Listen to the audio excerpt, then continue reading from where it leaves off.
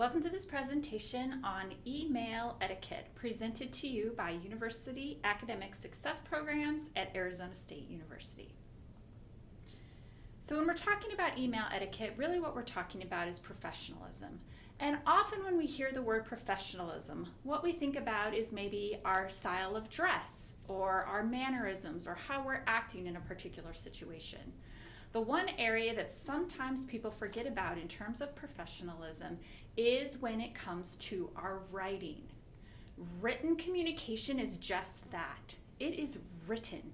That means this is a permanent first impression versus maybe when you're first meeting somebody face to face, that impression can change. But in terms of how you write, that is a document that a person has for as long as they keep it, whether in emails or in letters.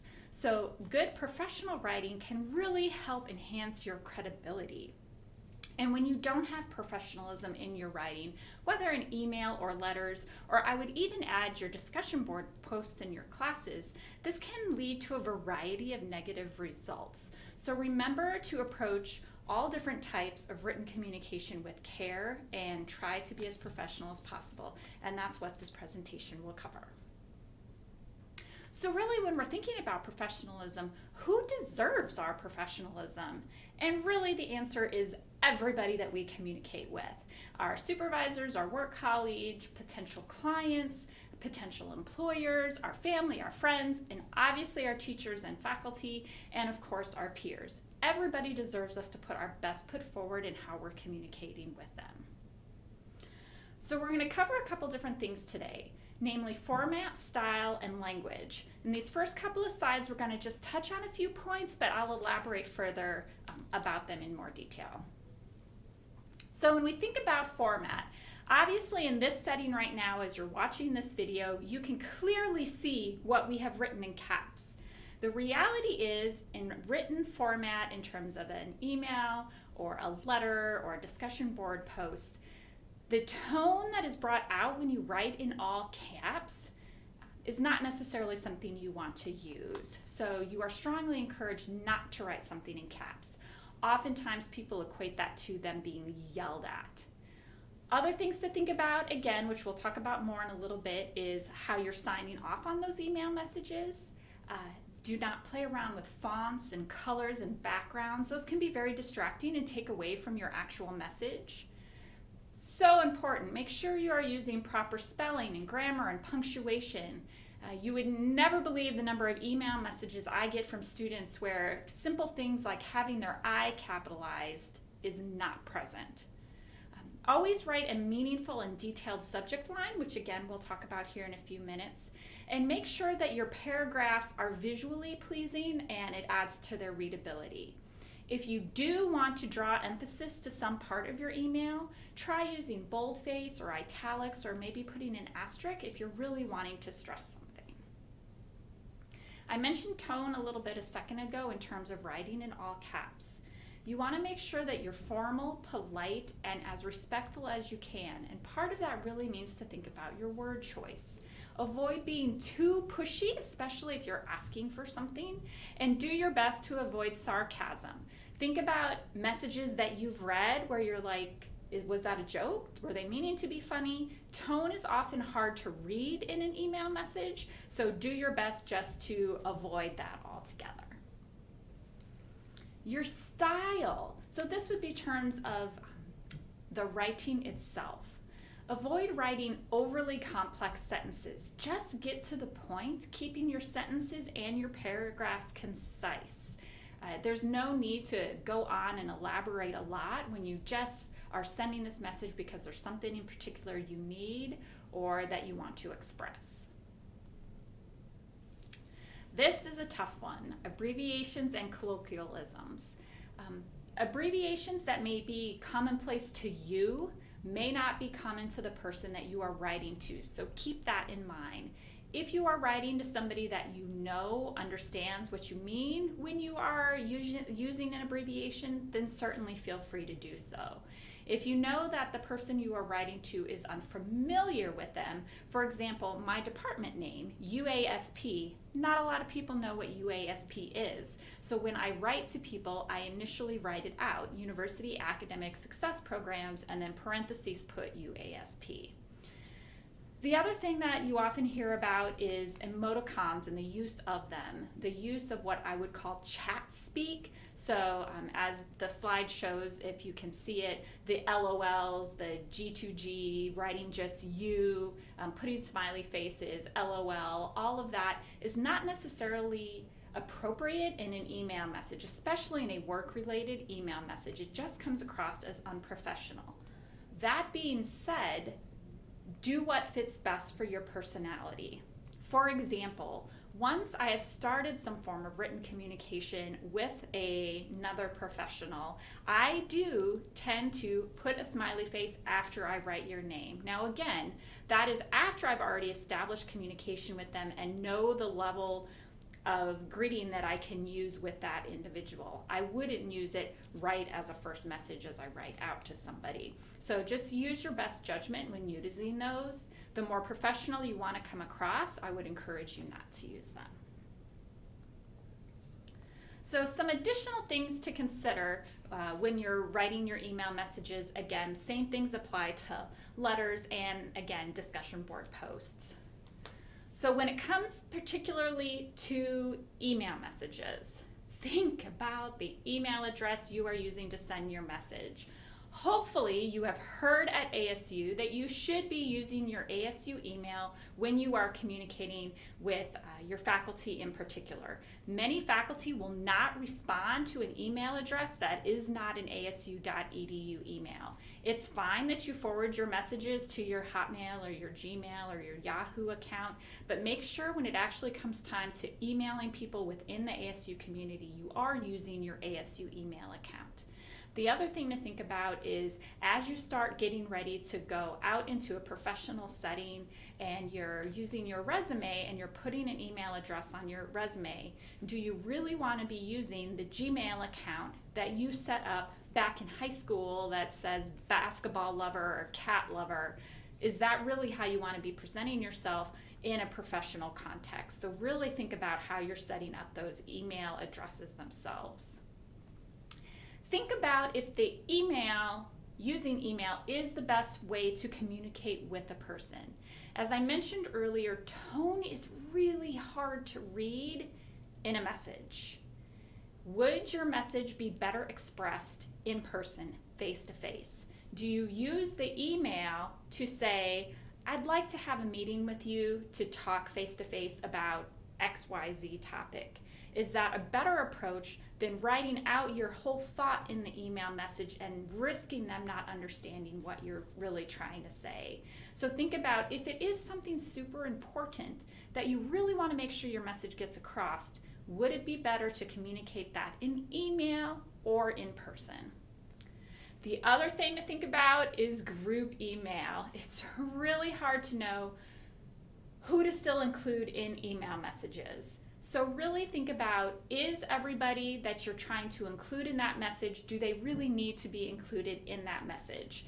You've certainly experienced getting messages from people that leave you thinking, why did I get this message? So when you're thinking about those group messages, be aware of when you're hitting reply and reply all. Depending on your email system, it may automatically default to a reply all instead of just a reply to the person who last wrote. It may happen sometimes that the person that you actually are wanting to communicate with didn't send the last message, so you may have to hit reply all but then delete out the people that you don't want to have as a part of the discussion that you're wanting to continue. So really think about if it's necessary for everybody to see it. I cannot tell you how many email messages I've gotten where somebody has hit a reply all and maybe said something that isn't exactly appropriate for the work setting, and they don't realize they've sent it to everybody instead of just that person that they wanted to send it to. So really be cautious when you're using those features. Attachments. Again, I am even guilty of doing this. You're writing a message and you say in the message, I am sending an attachment, and then you send the message without sending the attachment. And then you have to send another message to say, I apologize, I forgot the attachment. So do your best to not forget those attachments. And we've actually got a pretty good tip for how to do that.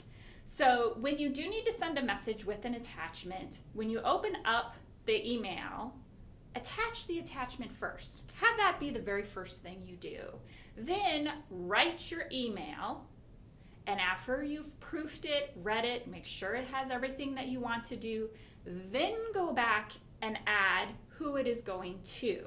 So that way you know it's all ready. You're not going to accidentally hit send without having everything in there that you want to have in there. So then after you've done all that, then hit your send button. Again, if you are needing to send a message on and you still want to include a previous attachment, make sure that that attachment does attach. Sometimes it means that you need to hit reply and include the attachment, or it may mean that you have to hit the forward button, even though you're not truly forwarding, you're just replying, but you still want that attachment to be attached. So it depends on your particular email system, what is the best process for that.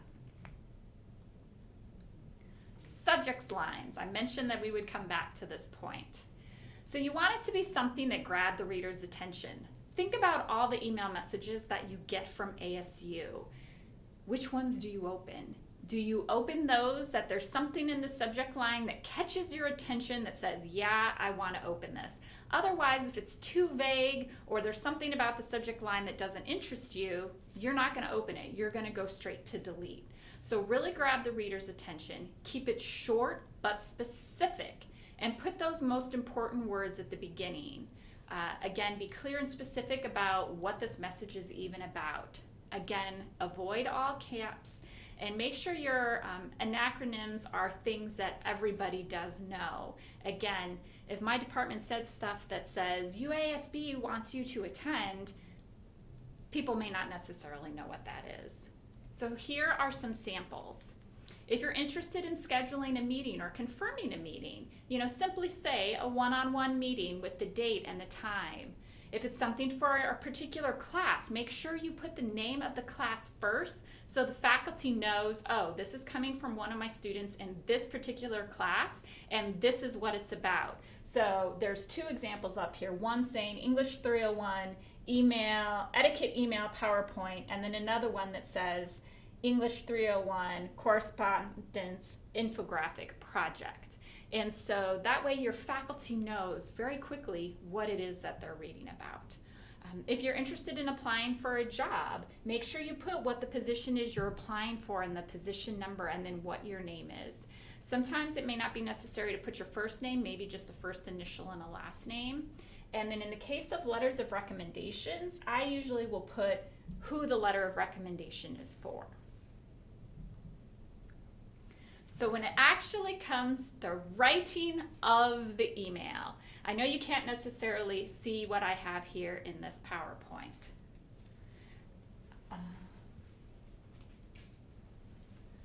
I apologize for the lights going off. Live TV. As you open the email, really think about who your reader is and what your relationship is with that reader.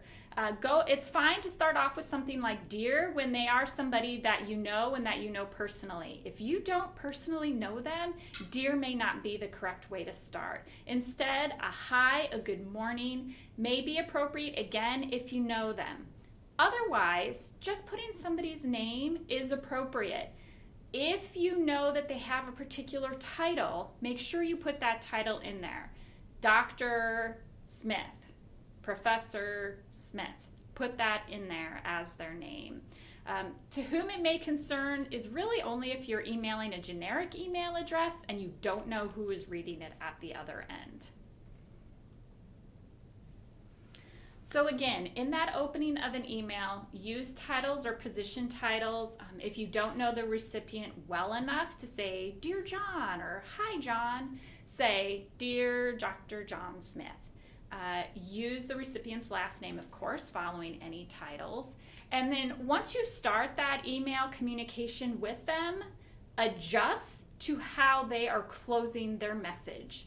If the faculty member is closing their email message, from Josh, then you know that it's appropriate for you to, in your reply, say, "Hi, Josh," and then continue on your message. If they sign their message, "Professor Smith," then you need to make sure when you hit reply, you are still calling them Professor Smith, because that's what they're asking for. Again, depending on how they are addressed in the message, do it the same way, match it up. In the body of the email message itself, be clear about what you want and when you want it. Do your best not to mix up things that you want. So if you're letting them know about an attachment, you're making a request, or you have some kind of news you want to share, just do that. Get to the point and just do that, versus providing a big long explanation if one isn't necessarily needed. Think about the information that is absolutely needed. This particular slide says, do not spend 5 sentences explaining what you want done in just one. It is a fast communication medium, email is. So it really shouldn't be something that you're needing to send a long description explanation on.